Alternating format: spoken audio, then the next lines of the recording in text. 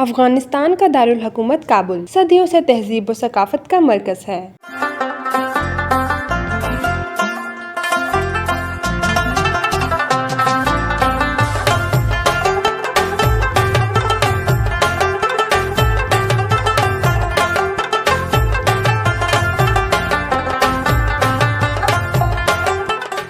दुनिया के कदीम तरीन तिजारती रास्ते सिल्क रूट का अहम पड़ाव काबुल है। यहाँ से वस्त एशिया के लिए तिजारती रास्ते बाहिफाजत सफर करते रहे हैं।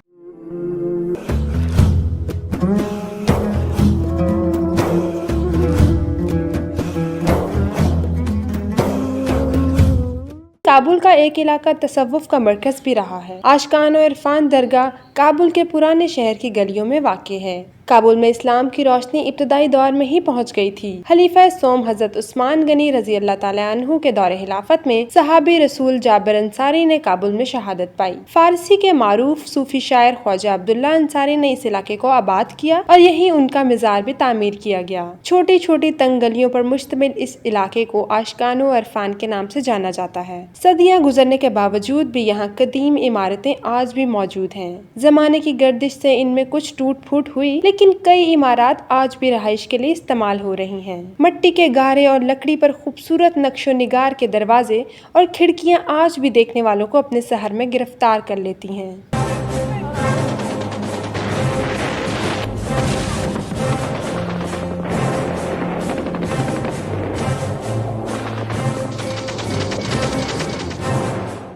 कभी काबुल की आबादी महदूद थी, लेकिन रूस के अफगानिस्तान पर हमले और सन 2000 में अमेरिका और उसके इत्तेहादी फौज के हमलों ने काबुल की तरफ लोगों को हिजरत करने पर मजबूर किया, क्योंकि इस वक्त काबुल ही एक महफूज शहर तस्वुर किया जाता था। काबुल आज भी अपनी पूरी शान शौकत के साथ मौजूद है, लेकिन पुराने काबुल शहर की तंग गलियों और मोहल्लों में जिंदगी आज भी रवां दवां है।